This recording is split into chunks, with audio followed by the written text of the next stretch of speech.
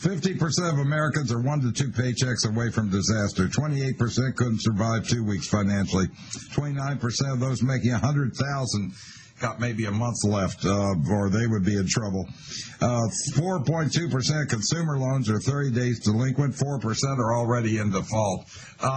We're in a major, major problem, and you're saying 1 to 5 months we're going to see a real downfall in property values. Again, another big downfall coming 1 to 5 months. Am I correct on that? Right. It's not going to be sharp. It's just going to continue to deteriorate. And down the line, we're probably going to see the former hot areas go down around 60%. And the non-hot areas will probably get down about 45%. These are figures higher than what I had anticipated. And it's all because they're printing money and throwing it at the problem. 60% in the hot areas. Wow, and I thought 45% sounded kind of ridiculous when you said it, and then just sat back, and I was not one to question you because you've been so accurate on so much. And I thought 45%, I don't know, that seems a little high. But we've seen it come right at that. You've got 3 big companies that are all asking for TARP funds. You've got the Hartford, you've got the Prudential, and you've got Lincoln. Now, are a lot of these insurance companies are heavily invested in commercial properties. They're heavily invested in mortgage properties. If people better be looking very close at their life insurance policy, shouldn't they? Well, when the market goes down, most of the policies are invested in the stock market. And the same thing with pension plans. The only exception, the mutual insurance companies invest in bonds, so the result has not been as disastrous. But this past year, the average losses in all of these entities was around 30%.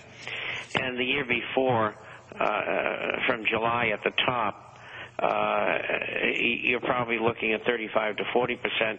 And the first 3 months of this year, we had downside as well. So you're looking at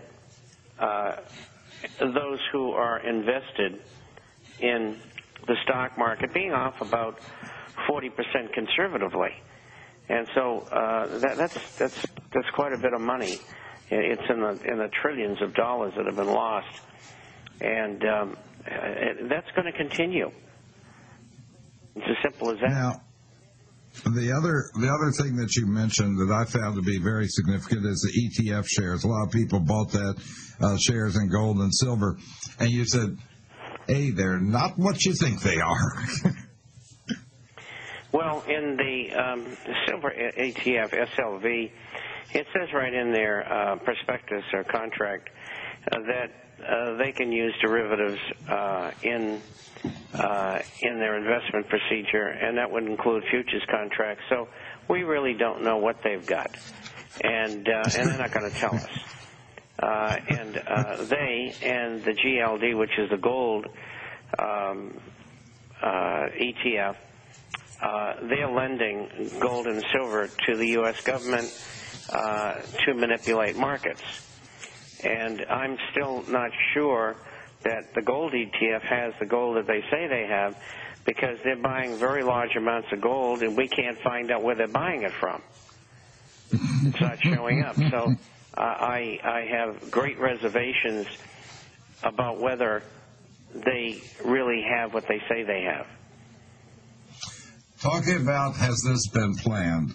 What has happened? The American public's been dumbed down. I'm going to quote from, and it's very clever, very interesting, and very true, what Mr. Chapman put in the International Forecasters about Americans. Minds have been clouded not only by the destruction of our educational system, but by toxic poisons, heavy metals being pumped into them, by chemtrails, fluoride in water and toothpaste, mercury and aluminum in childhood inoculations and flu shots, mercury and lead in dental amalgams, along with fluoride treatments, toxic genetically modified foods bathed in insecticides, the removal of iodine from bread, milk, hormones and meats, toxic pharmaceuticals, endless side effects, genetically engineered diseases, on and on and on.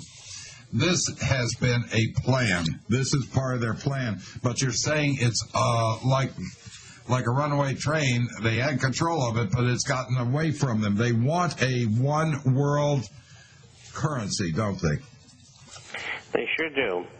And they will strive to do that over a period of time. And I don't believe that they will be successful.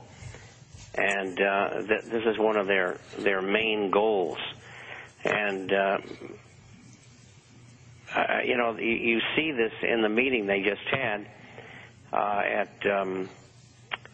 in London at the G20, where they said they're going to use the SDR for the time being to create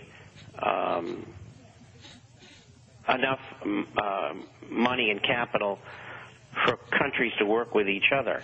It's just another method of increasing their money and credit outstanding to solve their problems, but they're not going to solve them. No. Now, you do have a solution. There is light at the end of the tunnel. This is a solution that Mr. Chapman came up with. There are 4 parts to it. Number 1, pay off or write off bad debt. Get rid of it, pay it off, or write it off, to one or the other. Put on tariffs. Have an end of offshore transnationals and rebuild the U.S. industrial base. If you do that, and one of the keys to it is the ending of offshore transnationals. Bring home transnational companies, tax their offshore earnings. The corporate-private government relationship has given these transnational corporations the power to run the government and the power to control almost every move of ours, hasn't it? We'll talk about this when we get back. The transnational companies, and part of your plan that they need to be taxed. More when we get back on Erskine Overnight with Robert Chapman.